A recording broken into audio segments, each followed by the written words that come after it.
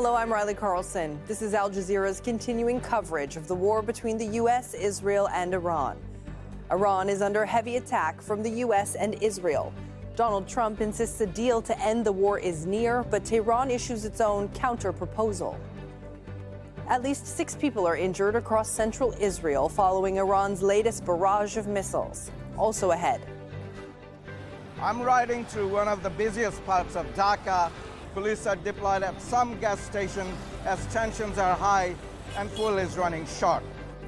Massive queues across Bangladesh's petrol stations as fuel supplies dwindle due to the war. And I'm John Hendren, and coming up, a landmark court ruling that could change the way children use social media.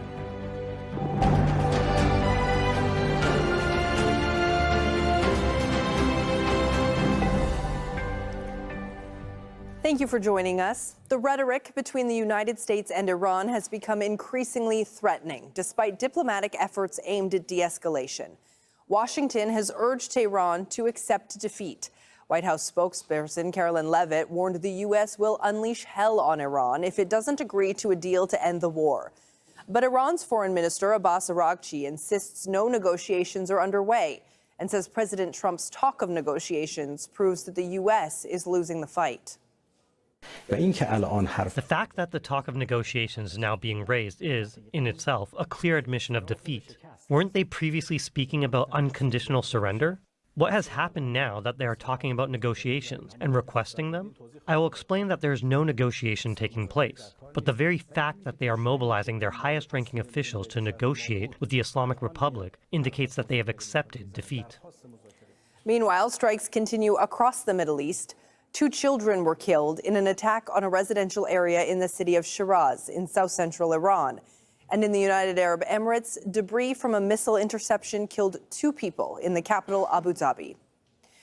Tauhid Asadi joins us now live from Iran's capital, Tehran. Tauhid, let's dig into these talks, which may or may not be official talks, but at the very least, they are an exchange of ideas that seems to be taking place. What is Iran saying that it needs the U.S. to agree to in order to end this conflict?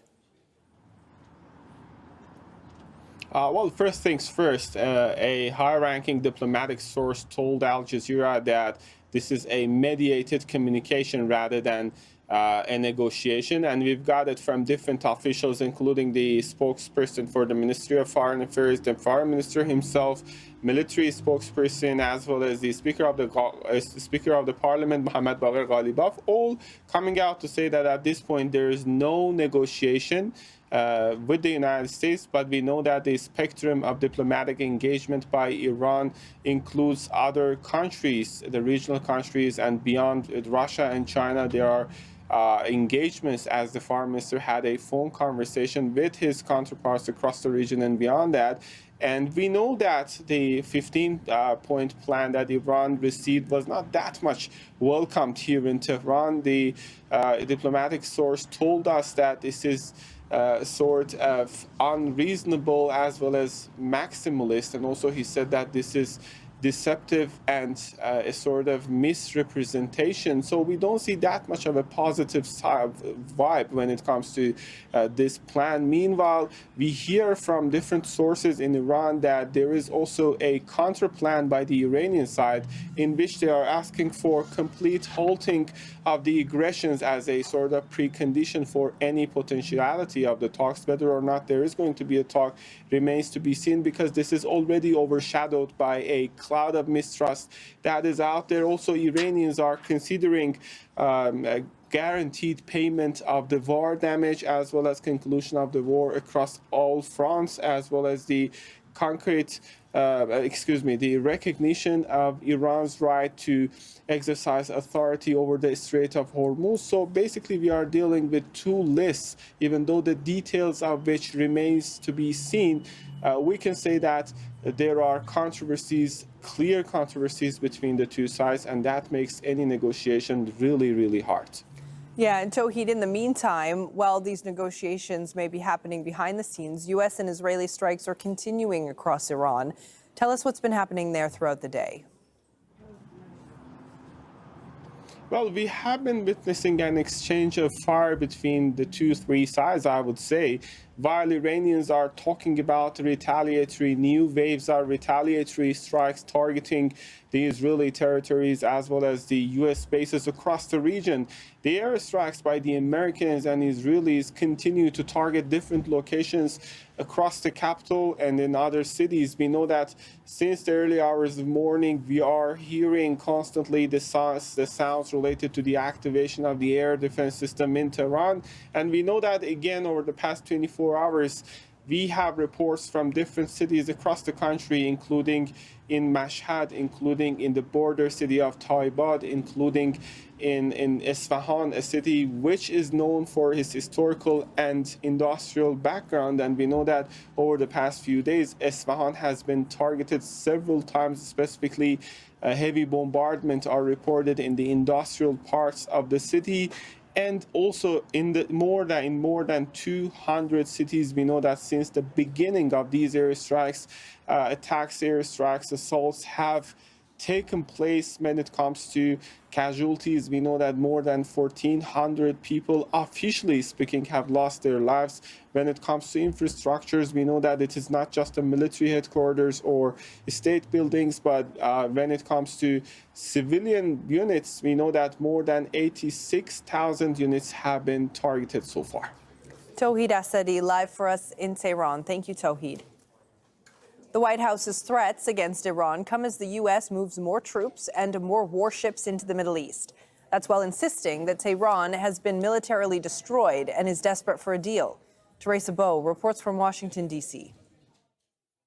Coercive diplomacy. This is the term that is being used in the United States to describe the Trump administration's terms that it's been, or threats with which it has been referring to Iran in this past few days, with the threats to unleash hell if Iran does not meet the United States demands. Earlier today, Donald Trump attended a fundraising event of the Republican Party. There he said that the Republicans are going to win the midterm elections happening later this year. But polls suggest something different. A recent poll by Reuters says that Donald Trump's popularity right now is around 36%. And the main reason is the war in Iran, the price of oil and the price of gas in this country that has gone up around $1 since this war started. In that event, Donald Trump again spoke about Iran. He said that the United States is winning the war, and this is what he had to say. We're winning so big, nobody's ever seen anything like we're doing in the Middle East with Iran. And they are negotiating, by the way, and they want to make a deal so badly, but they're afraid to say it because they figure they'll be killed by their own people. They're also afraid they'll be killed by us. There's never been a head of a country that wanted that job less than being the head of Iran. So as the Trump administration continues to say that there's negotiations underway about this plan that has been presented to Iran, the U.S. government continues to send troops to the Middle East. For the past few days, we have been covering how Marines are being sent to the region, 2,500 from California with 3 warships. These are Special Operations Forces. And now we're hearing that the 82nd Airborne Division will be deployed to. This is a rapid response unit that has the capacity to be deployed to the Middle East in about 24 hours, involved in special operations, and lots of speculation about what they're going to be doing there. Some are saying that they could be involved in operations on Kharg Island. This has been referred to by Donald Trump as the jewel of the crown, the place where Iran exports most of its oil. It would be an extremely difficult operation, mostly because it would mean that U.S. forces would probably engage with Iran. And this is highly unpopular here in the United States. It's called putting boots on the ground. So certainly we're seeing the Trump administration increasing the rhetoric, also deploying more troops, with saying that there's negotiations on the way. But many people here in the United States, they want to know how long this war is going to last. Teresa Bow, Al Jazeera, Washington. Iran has been sending several missiles and rockets towards Israel. There have been powerful explosions in Tel Aviv in central Israel. At least 4 people have been injured due to falling debris from missile interceptions. Also in central Israel, there have been explosions and rocket debris across Kafr Qasem. At least 6 people there have been injured. The city is home to Palestinian Israelis. There has also been an attack on Haifa in the north.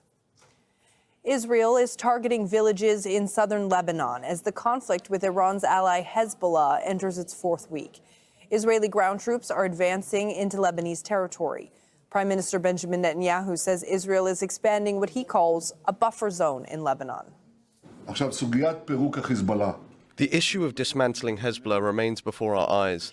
It is also connected to the broader confrontation with Iran, which is still ongoing, contrary to what is being reported in the media. We are committed to doing everything we can to profoundly transform the situation in Lebanon.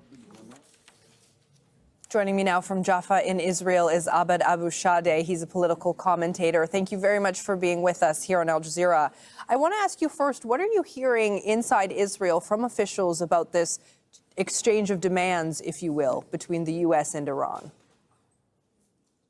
Israeli officials are extremely worried, and recently Prime Minister Benjamin Netanyahu even published a video trying to convince the Israeli society that Trump's plan for a ceasefire is something good to capitalize on the achievements of the war.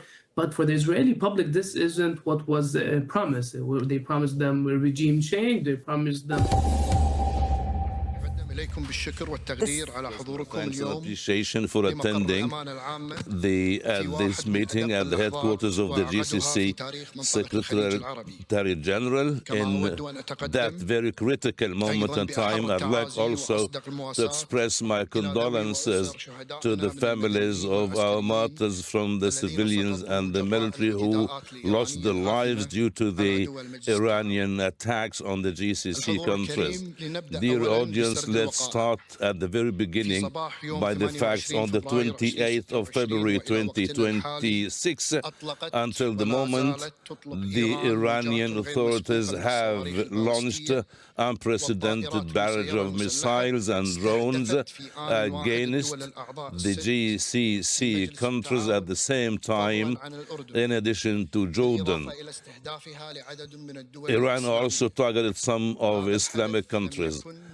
This is not an escalation from so many escalations at the region, but it's a change and a turning point in the relation and the situation between Iran